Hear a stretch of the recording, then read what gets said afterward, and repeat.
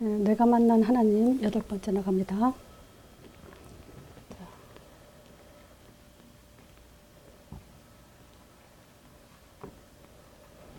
자, 우리는 분명히 하나님을 만났죠. 하나님을 만난 우리는 내가 만난 하나님이 어떤 분이라는 것에 대해서 말할 수 있어야 되죠. 말을 못한다는 것은 확신이 없다는 얘기고, 확신이 없다는 얘기는 결국 모른다고도 할 수 있죠. 그러면 사실 우리가 하나님을 만났다면 구원은 받을 수 있어요. 그렇지만 이 땅에 살고 있는 동안에 확신이 없다면 인도와 응답을 받지 못하죠. 그러면 결국은 불신자처럼 살다가 간다는 것밖에 안 됩니다. 자, 그래서 내가 만난 하나님은 우리가 창조주 하나님이라 했죠. 자, 창조주 하나님이라는 것은 내 인생 또 여러분들의 인생을 설계하신 설계자라는 거예요. 그 설계라는 것은 처음부터 끝까지 다 하나님은 설계해 놓으셨다는 거죠. 작정해 놓으셨고 예비해 놓으셨고, 우리는 그 하나님을 믿어야 됩니다. 창조주 하나님이라고 말하면서 그런 부분에 대해서 놓치고 있다면 그건 창조주 하나님을 믿지 않고 있다는 말과 같죠. 그래서 이번부터 내 인생 하나님이 설계하셨고 시작과 끝을 갖고 계시다. 이거에 대해서 명심하시길 바랍니다. 그렇지 않으면 우리는 인본주의와 문제와 여러 가지 사건을 통해서 휘말리게 돼 있어요. 그래서 말씀이라는 것은 바로 우리에게 어떤 문제 속에서도 담대히 하나님 뜻과 계획을 가지고 나갈 수 있도록 하기 위한 것이기 때문에 믿으셔야 됩니다. 창조주 하나님은 반드시 내 인생을 설계하시고 또 인도하시고 끝을 가지고 계신 분이에요. 그 창조주 하나님께서는 그 설계를 시작하고 끝을 갖기 위해서 약속을 주셨죠. 그래서 언약의 하나님이라고 했어요. 자, 이 언약의 하나님이라는 것은 사실 보장하셨다는 거예요. 그래서 많은 종교가 있지만, 수억만 가지의 종교가 있지만 절대 보장이 없습니다. 그거는 오직 유일하신 참 하나님만 우리의 인생을 보장하기 위해서 약속을 주신 거예요. 왜 약속을 주셨나요? 문제 때문에. 그래서 우리 하나님은 문제를 드러내신 분이에요. 그리고 그 문제에 대한 열매도 드러내신 하나님이에요. 그러면 이 문제가 열매 속에 죽게 했냐? 아니죠. 답을 주셨지만 완전한 답이에요. 답을 주신 하나님이에요. 그런데 우리가 완전한 답을 가지고도 또 종교로 가는 이유가 뭐냐면요, 믿음의 방법을 모르기 때문에 그래요. 그렇잖아요. 어떤 분에게 믿고 있습니까? 그러면 열심히 안 해서요. 글쎄요, 믿음이 있는 것 같이 하고 없는 것 같기도 하고, 이런 대답 많이 하죠. 그래서 신앙생활 하냐 이렇게 물어보면 요즘은 열심히 안 한다. 왜 열심히란 말을 많이 해요? 그거는 결국 뭐냐면 믿음의 방법이 열심이 아니죠. 이 방법을 몰라서 자꾸 종교로 가죠. 그럼 하나님은 믿음의 방법, 완전한 답을 주시고 믿음의 방법까지 주시고, 또 뭐냐? 그 방법을 통해서 믿음을 확인할 수 있는, 확신할 수 있는, 또 증거를 가질 수 있는 그걸 주셨죠. 그래서 오늘 말씀은 믿음의 확신을 주신 하나님의 제목으로 말씀을 나누겠습니다. 자, 그 확신 첫 번째가요, 말씀이에요. 수천 년 동안 하나님은 말씀을 주신 게 있는데, 그 말씀의 초점은 뭐냐? 창세기 1장 27절, 28절이에요. 이 말씀의 초점대로 하나님은 시작과 끝을 가지고 계시죠. 자, 말씀은 뭐죠? 이 말씀으로 생기를 불어서 생명이 되는 하나님의 형상대로 창조하신 그 축복. 그래서 우리의 정체성, 나의 가치, 내가 흔들리지 않을 수 있는 답, 이런 것들이 지금 창세기 1장 20절 하나님의 형상이라는 얘기를 했죠. 그리고 정복, 즉 하나님의 일을 대임하는 자. 그 대임이 곧 정복자죠. 자, 그래서 하나님의 창조와 대임을 위해서 이 세상 만물 다 하나님이 지으셨잖아요. 근데 이거를 우리 보고 다스리고 지켜라. 이렇게 말씀을 주셨단 말이죠. 그런데 조건이 바로 창세기 2장 17절. 선악과 금령. 이것만 먹지 말라는 거예요. 그러면 보장해 주겠다는 거예요. 선악과 먹지 않으면 뭐 한다고요? 함께 한다고요. 왜 선악과를 만들어 놓고 죽게 했냐? 그게 아니죠. 안 먹으면 영원히 함께 하겠다는 약속이죠. 보장이죠. 함께 하고, 함께 가고, 함께 충만하자. 그래서 함께 하자는 거예요. 모든 삶에. 그게 하나님의 뜻이고 목적이에요. 자, 그런데 창세기 3장 문제로 인해서 불신앙이 들어왔죠. 자, 근데 이 불신앙도 하나님은 거기에 빠져 죽도록 그냥 두지 않으시고 창세기 3장 15절 답 주셨어요. 요게 우리는 반드시 잊지 말아야 될 게 완전한 답이에요. 부족한 게 하나도 없어요. 답은 하나예요. 자, 요걸 가지고 우리는 언약이라고 하죠. 그리고 이 언약, 또 다른 말로 그리스도의 언약이에요. 자, 그래서 구약은 전체 이렇게 제가 그리스도에 대해서 쭉 찾아봤는데요. 여인의 후손이 뱀의 머리 상할 거다. 요걸 가지고 하나님은 여인의 후손 보내기까지 계속 뭘 설명했냐면요. 그 선악과 먹고 나서 가죽옷을 입게 했죠. 그 피를 흘려야만 된다는 메시지를 벌써 주셨어요. 근데 창세기 4장에 보면 가인이 피를 놓쳤죠.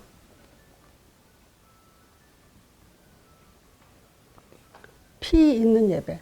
그 피는 뭘 말하죠? 십자가 사역이죠.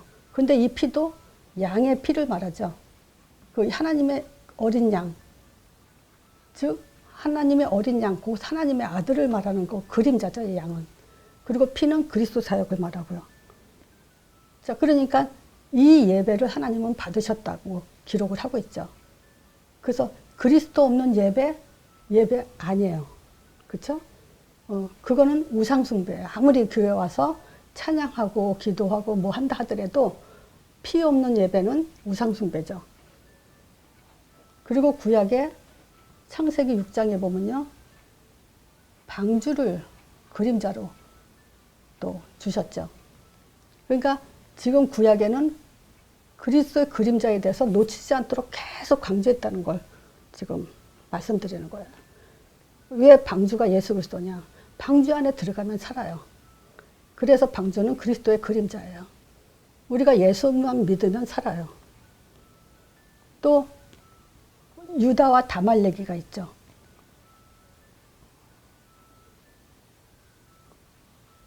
요 다말이 뭘 갖고 있었죠?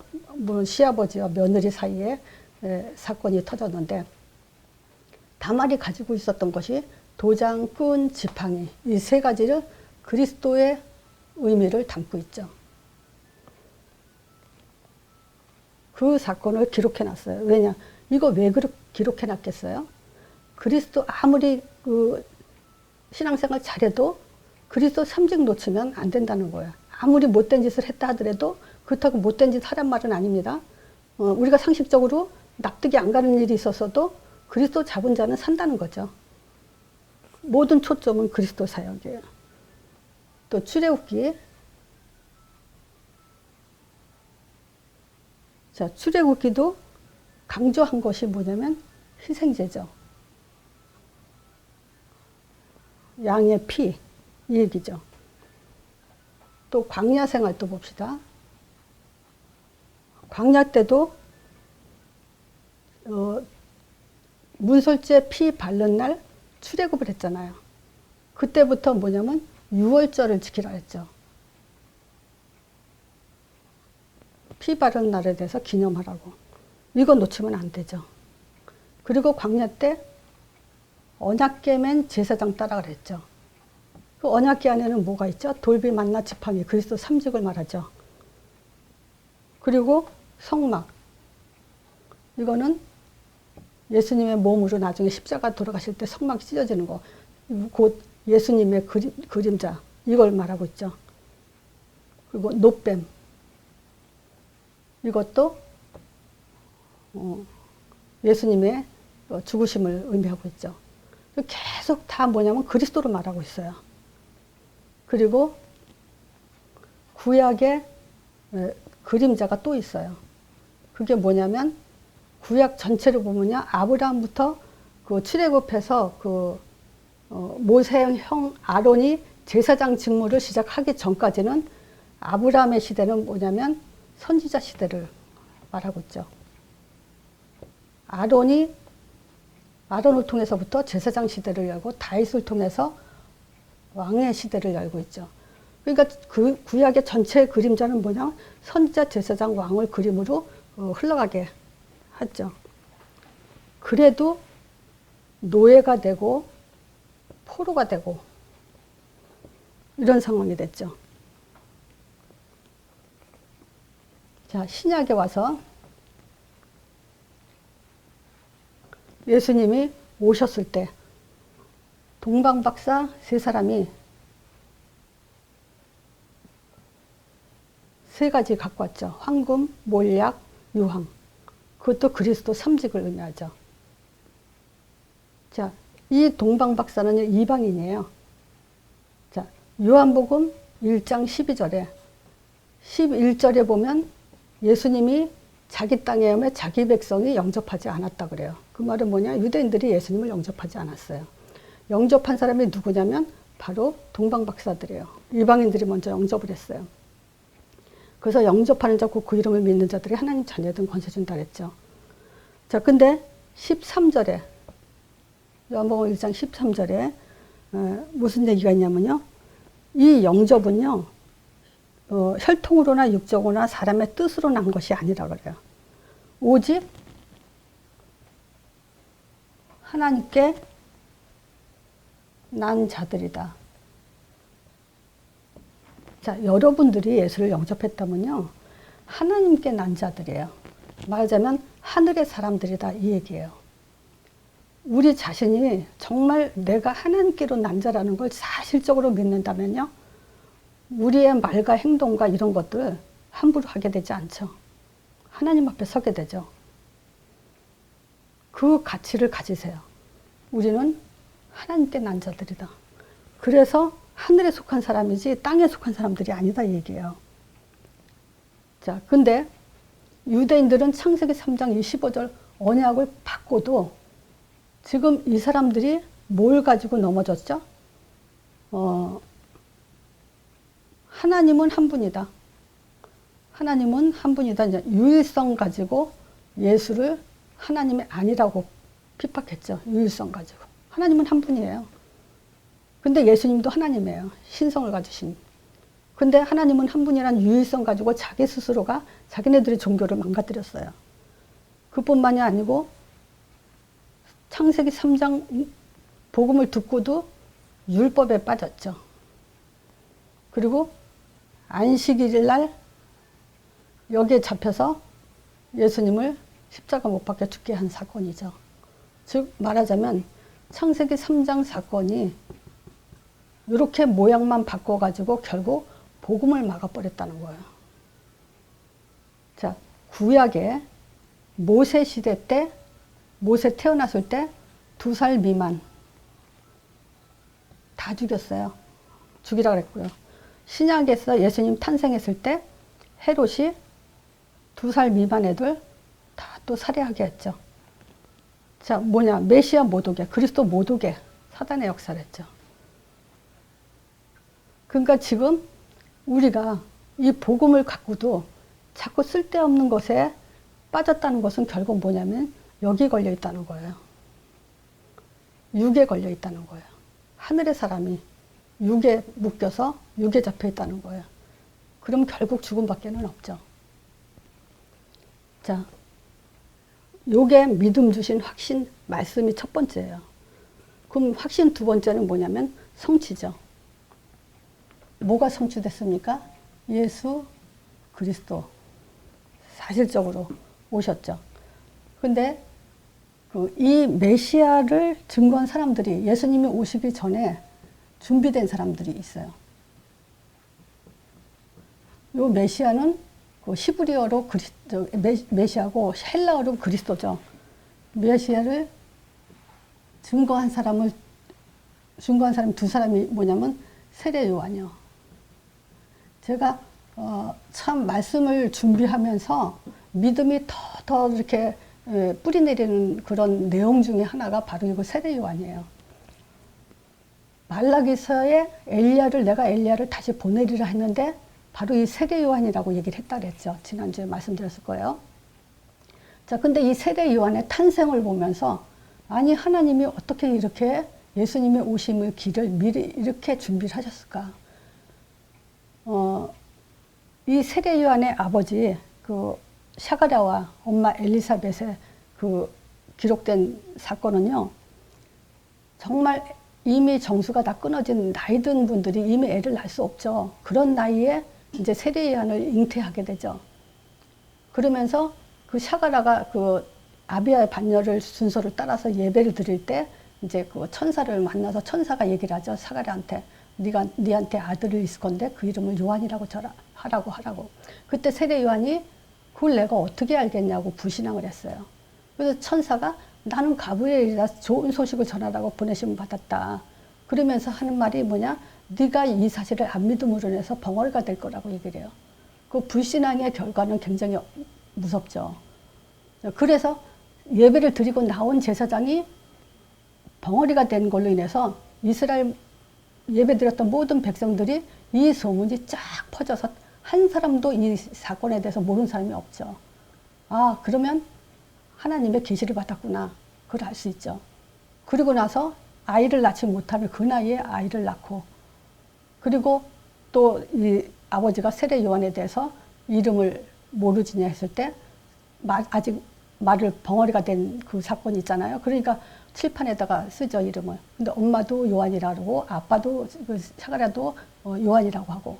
그래서 참 사람들이 우리 집안에는 이런 이름이 없다 하면서 기이 여겼다 그러죠. 어쨌든 이 세례 요한의 탄생부터가 모든 백성들이 알 수 있도록 정말 천사의 증거로, 하나님 말씀을 전하는 증거로 이런 역사를 통해서 이 세례 요한은 이스라엘 백성들이 하나님이 이 세례 요한에 대해서 계시를 받은 자라고 그렇게 인정하게 되죠. 그러니까 세례 요한이 결국 예수님의 길을 예비할 수 있는 그런 발판을 하나님이 다 이 역사를 통해서 열어놓으셨죠. 자, 그리고 시므온이 있어요. 자, 이 사람도 누가복음 2장에 보면 예루살렘에 있는데 이 사람이 그때 26절에 2장 26절에 보면요. 저가 주의 그리스도를 보기 전에는 죽지 말라는 성령의 지시를 받았다 그래요. 그러니까 이 사람은 나이가 아무리 많아도 죽을 수가 없어요. 뭐냐? 예수님의 탄생을 봐야만 돼요. 그래서 시므온은 예수님이 난지 8일 만에 할례를 시행할 사람으로 그때까지 살도록 했죠. 근데 이 사람이 이제 예수님을 보면서 찬양을 하죠. 뭐라고 찬양하냐면 내 눈에 구원을 보았사오니 이는 만민 앞에서 예배한 것이요 이방을 비치는 빛이요 주의 백성 즉 이스라엘의 영광이다. 이렇게 찬양을 하죠. 그러니까 예수님을 보면서 내가 구원을 보았사오니 이런 얘기를 해요. 우리는 예수를 믿으면서 내가 구원을 받다라는 기쁜 찬양과 그 영광이 내 영혼 속에서 샘솟듯이 찬양이 돼야 되는데 과연 그러냐 이거죠. 이런 기록들을 통해서 예수님의 탄생을 미리 메시아를 증거하도록 사람들을 하나님은 예배해놨다는 거죠. 자, 드디어 오셨죠. 예수 그리스도. 자, 이분은 뭐죠? 구원자 임마누엘로 오셨어요. 마태복음 1장 21절이죠.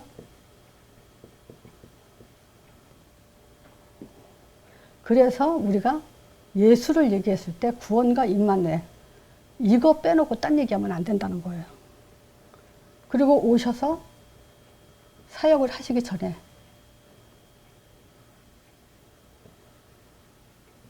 하신 일이 참 놀라운 일을 하셨죠. 뭐냐? 우리가 예수를 믿는다는 것은 이걸 믿는 거예요. 뭘 믿냐? 마태복음 3장이요. 세례를 받으면서 일어났던 일. 하늘의 문을 열어하셨다는 거. 저는 정말 종교 생활하면서 이런 영적의 사실을 한 번도 생각해 본 적이 없어요. 근데 정말 이 성경 구절을 보면서요. 그 기쁨은 말로 표현할 수 없었어요. 정말 본 것처럼 저는 믿어져요. 하늘문이 내가 예수 이름 부를 때 반드시 하늘문이 열리고 성령이 비둘같이 역사하고 하나님 기뻐하신다는 거 정말 정말 믿어요. 그래서 저는 그 믿음 때문에 그 어떤 그 뭐랄까 여러 가지 문제가 온다 하더라도 나하고는 상관이 없어요. 이뿐만이 아니에요. 마태복음 4장이죠. 성령에 이끌려서 마귀한테 시험받았죠, 예수님이. 근데 성령에 이끌려서 하나님이 예수님을 40일 굶주리고 기도한 사람을 마귀한테 시험받게 했다는 거죠. 저는 참 한동안 이거 복음 몰랐을 때는 이게 궁금했어요. 왜 하나님이 예수님을 마귀한테 시험받게 했냐. 예수님은 하나님이신데. 근데 그거잖아요. 첫사람 아담은 선악과를 범죄함으로 인해서 모든 사람이 죄인이 된 것처럼 이제 예수님이 그 선악과 시험과 같은 거죠, 사실은. 마귀의 시험은. 근데 마귀를 말씀으로 물리쳐놓고 이에 마귀는 떠나고 천사가 나와 수정돌 따라가잖아요. 그래서 제 믿음은 이 믿음이에요. 내가 예수 이름 부를 때 하늘문 열린다. 내가 예수 이름 부를 때 예수님이 꺾어놨기 때문에 마귀는 떠난다. 그거예요. 예수님이 해놓은 거예요. 그래서 이게 뭐냐면 바로 예수님께서 구원과 임마누엘을 성취시킨 사건이에요. 그거를 구원과 임마누엘을 이렇게 보라는 거예요. 말로 다 구원받았어. 내가 하나님이 나와 함께. 그거를 사실적으로 뭐냐면 이 영적인 사실로 보라는 거예요. 이런 사람, 이렇게 사역을 해놓고 부르셨어요. 마태복음 4장 19절이죠. 나를 따르라 사람 낳는 어부가 되게 한다. 이 부르심에 즉시 따라가는 사람들 있잖아요. 제자는 즉시 따라가요. 토를 다치질 않아요.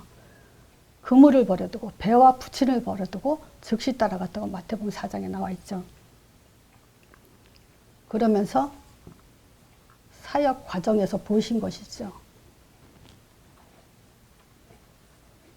예수님을 따라다니면서 마태복음에 보면요. 제자와 무리로 나눠져요. 저는 그걸 하나하나 다 찾아봤어요. 제자와 무리라는 단어가 있어요. 자, 근데 제자는 누구고 무리는 뭐겠어요? 제자는요. 요 두 가지를 아는 사람은 제자가 돼요.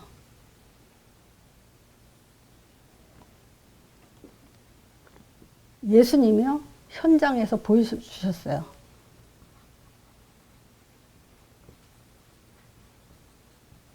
그래서 오늘날 기독교인들이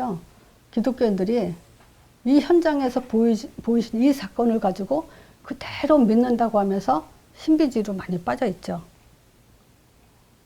마가복음 1장 27절에 귀신을 쫓아내죠.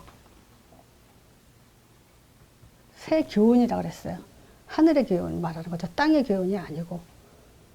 예수님이 현장에서 귀신도 쫓아내시고 병든 자를 치유하셨죠. 그래서 오늘날 기독교인들이 예수 믿으면서 치유에 초점가 있죠. 어떤 사람은 일부러 교회 온 이유가 자기 질병 치유하려고 와서 앉아있는 사람들도 많이 보죠. 요한복음 11장 42절에 나사로 살리죠.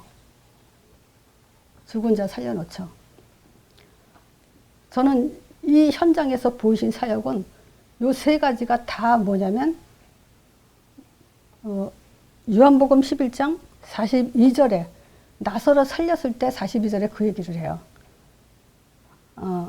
하나님이 내 말 항상 내 말을 들으시는 거 안다고 얘기를 해요. 근데 지금 죽은 나사로 썩은 냄새가 날 정도로 그렇게 한참 죽은 사람을 다시 살리신 이유에 대해서 뭐라고 얘기하죠? 나를 아버지께서 보내신 자인 줄을 저들로 믿게 하려 합니다. 그래요. 그래서 뭐냐? 귀신 쫓아내고 치유 역사 일어나고 죽은 자 살린 것은 나를 하나님이 보내신 자인 줄을 믿게 하려고 한 거예요. 그러니까 말하자면 예수님은 하나님의 아들이시고 그리스도라는 사실, 하나님의 아들 곧 하나님이시고요. 그리스도는 하나님이 하시는 일이에요. 예수님이 그리스도라는 것은 곧 하나님이라는 얘기예요. 신성에 대한 얘기예요. 그러니까 이 사실을 믿게 하려고 했는데 사람들은 뭐죠? 귀신 쫓아냈다, 병든 다 치유했다. 요걸로 따라가는 게 무리죠. 그런데 이걸 통해서 예수님은 하늘로부터 오신 분이구나. 예수님은 그리스도시구나. 요거를 믿는 자들은 제자가 되는 거죠. 자, 그러면서 뭘 보였죠? 십자가에서 죽으신 걸 보여주셨어요. 자, 나사로가 아니라 십자가에서 죽으심으로 요한복음 19장 30절에 다 이뤘다. 요거 믿게 하기 위해서 다 이뤘다. 또 부활하셔서 사망 권세 깨트렸을 뿐만이 아니에요. 뭘 얘기했냐면요. 너희는 가서 모든 족속의 제자를 삼아 아버지 아들과 성령의 이름으로 세워주고 내가 너희들에게 분부한 모든 것을 가르쳐 지키게 해라. 부활 메시지요. 마가복음 16장 15절에서 20절이요. 만민에게 가라. 요한복음 21장 15절에서 20절이요. 어린 양을 먹여라. 사도행전 1장 8절 땅끝까지 가라. 멈추지 마라. 이 얘기죠. 그러면 여기서 20절에 뭐냐? 제자들이 가서 제자 삼을 때 뭐냐면 항상 너희와 함께 하리라. 제자들이 두루 나가 전파하세 주께서 함께 역사하사. 이 부활 메시지를 통해서 우리가 확인할 수 있는 것이 뭐냐면 이렇게 해야만 하나님은 계속 우리와 함께 하신다는 거예요. 결국 예수님의 사역의 과정은 귀신 쫓아내고 병든 자 치유하고 죽은 자 살리고 이것도 그리스도 사역이잖아요. 왕, 제사장, 선지자. 자, 이 사역을 보여준 거예요. 그리스도라고.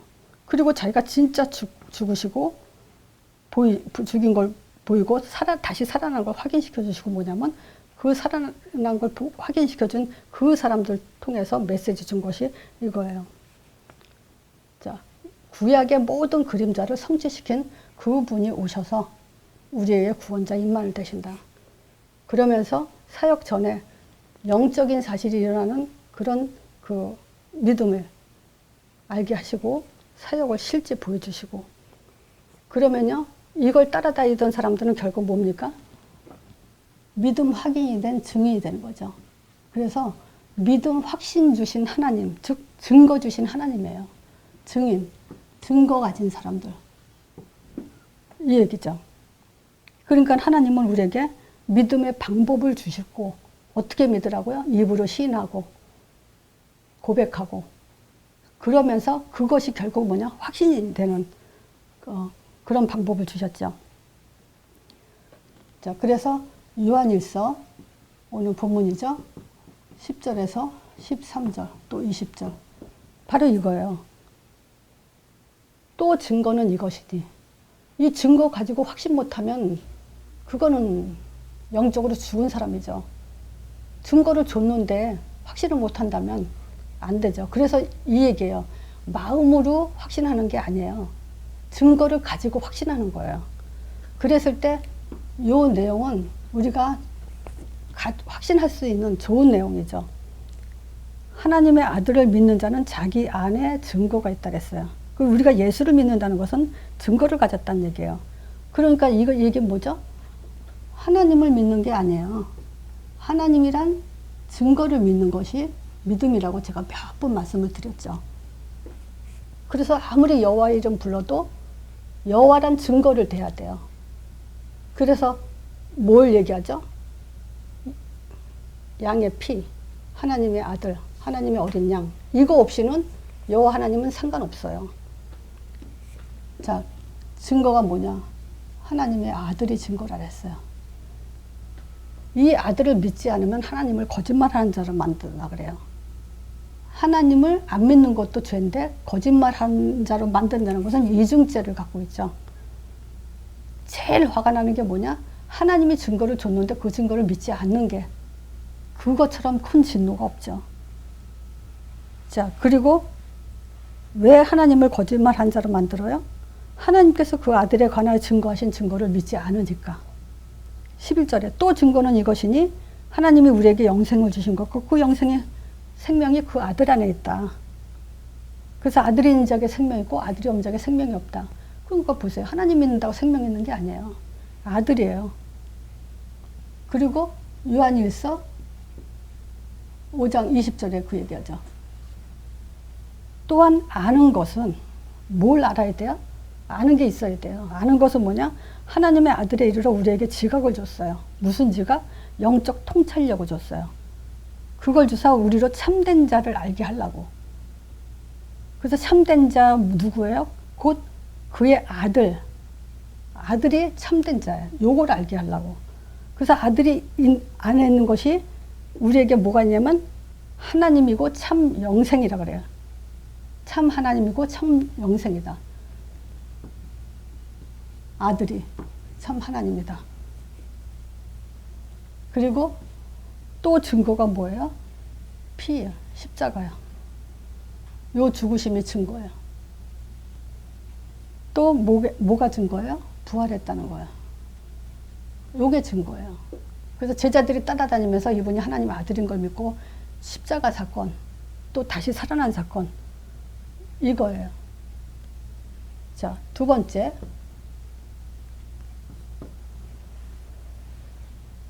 예수 이름이요. 제가 이 예수 이름에 너무 그 충만이라고 할까요? 그렇게 확신과 충만이 되기까지는 제가 많은 그 말씀 속에서 내 마음에 와 닿는 것도 있지만 어느 날은요 제가 성경에서 무조건 예수 이름에 관한 것만 쭉 찾아본 적이 있어요. 근데 시편에 굉장히 많아요. 이 예수 이름에 대해서 강조한 것이. 저는 그렇게 생각해요. 왜 이스라엘 백성이 유대인들이 왜 고난을 받았냐? 기독교인들이 왜 답이 없냐? 그건 결국은 자꾸 그 복음을 제대로 전달받지 못해서도 있지만 전달해주지 못한 그 목사 책임이 또 있죠. 그리고 그렇지만 또 성경 통해서 우리가 찾을 수도 있잖아요. 그럼 결국 놓치는 건 뭐냐면 증거 중에 또 한 증거가 뭐냐면 예수 이름이에요. 자, 출애굽기 3장 15절 있잖아요. 자, 보세요. 모세가 이스라엘 백성을 끄집어 나가라고 하나님이 그랬죠. 그때 모세가 하나님한테 그 얘기를 해요. 내가 이스라엘 백성들한테 가서 야, 너희 조상의 하나님이 너희들을 출애굽시키라고 했다. 그러면 그들이 묻기를 그 하나님의 이름이 뭐냐?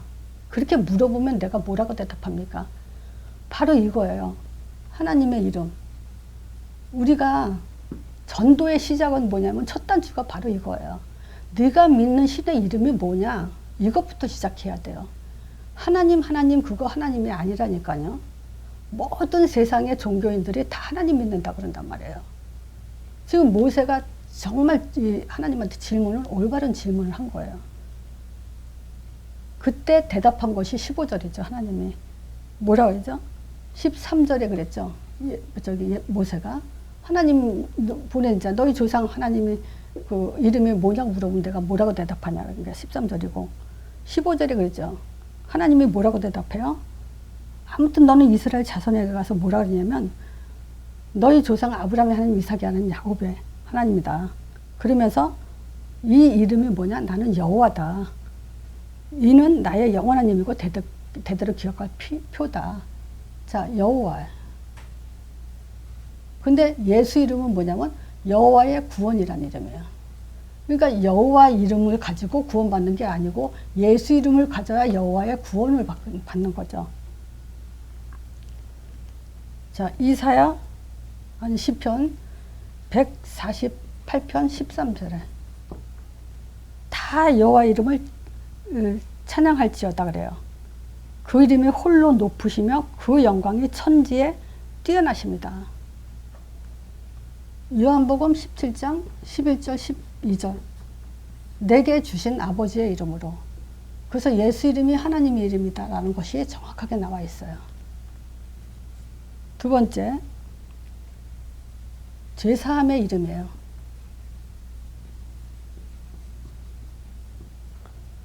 시편 25편의 11절에 보면요. 여호와여 나의 죄악이 중대하니 주의 이름을 인하여 그래요. 하나님 나의 죄를 사해 주세요 라고 고백하고 기도한다고 해서 제사함 받는 게 아니에요. 하나님의 이름으로만 제사함을 받을 수 있어요. 그래서 회개라는 개념도 후회와 회개 그것도 구분을 해야 되지만 어떻게 제사함 받고 어떻게 진짜 회개가 되냐, 회개가 뭐냐, 그거에 대한 정의도 정확하게 이해가 돼 있어야 됩니다. 그래서 예수 이름만이 제사함 받는 회개가 되죠. 또 부활의 능력이요. 요번 주는요, 요 성경 구절을 가지고 한번 찾아보세요. 그 예수 이름에 대해 더 확실하게 답이 나게 될 겁니다. 시편 44편 5절에 우리가 주를 의지하여 우리의 대적을 누리고 사단 결박이죠. 예수 이름으로 그 우리를 치려 일어나는 자는 주의 이름으로 밟으리니 그래요. 또 예수 이름은 약속의 이름이죠. 요한복음 14장 26절 내 이름으로 보내실 성령. 성령을 보내준다 그랬어요. 그러니까 아무리 방언하고 기도 많이 한다고 성령 보내주지 않아요. 예수 이름에 힘입을 때만 성령이 보내주죠. 또 우린 땅끝까지 가야 되지만 이 땅끝까지 가는 것이 하나님의 기업이죠. 시편 61편 5절에서 8절에 보면요. 주의 이름을 경외하는 자가 얻을 기업을 내게 주셨나이다. 그래서 주의 이름을 가진 자가 하나님의 기업을 이룰 자죠. 그래서 믿음 확인은 요게 하나님의 아들 십자가 부활 예수 이름 성령 사실 그건데 요걸 가지고 다시 한번 뭐냐면 하나님의 이름이고 제사함 받는 이름이고 부활의 능력이 일어나는 흑암이 꺾이는 이름이고 또 약속대로 보내주시는 이름이고 또 기업을 얻는 이름이라는 것에 대해서 확실한 믿음의 확신을 갖게 하기 위해서 제가 요걸 다시 한번 성경 구절 가지고 확인시켜 드린 겁니다. 자, 그래서 예수 이름은 하나님의 이름이에요. 그래서 반드시 하나님이 들으시고요. 제사함을 갖는 이름이고 흑암이 꺾이는 이름이고 또 약속대로 성령 보내주시고 땅끝까지 증거해야 되는 기업이 되는 이름입니다. 그래서 믿음을 확신을 주셨어요. 믿음의 방법도 주셨고 확신도 주셨기 때문에 다른 확신은 확신이 아닙니다. 아무리 힘내도요. 그건 확신이 될 수 없어요. 그래서 이 증거를 가지고 확신하는 것이 진짜 참 확신입니다. 그래서 내가 만난 하나님은 정말 완전한 답을 주실 뿐만이 아니라 방법도 주시고 확신할 수 있는 그 증거까지 주셨어요. 자, 그래서 정말 저는 그 요한일서 5장 10절에 이하 10절부터 쭉 다 내용이 너무 좋고요. 또 이 시편에 나타난 하나님의 이름 그것을 가지고 정말 예수 이름에 이런 일이 일어나는구나 라고. 이거는 뭐 시편 누가 기록했죠? 그 다윗이 많이 기록했잖아요. 그러면 그만큼 다윗은 답을 정확하게 지금 알고 있다는 거거든요. 그래서 이 확신만큼 다른 확신은 없고 전혀, 그죠? 이걸 가지고 우리는 딴 것까지 가야 되고. 그래서 정말 한 주 동안에 진짜 성경적인 확신을 갖는 그런 시간이 되길 바랍니다. 이거 마치겠습니다.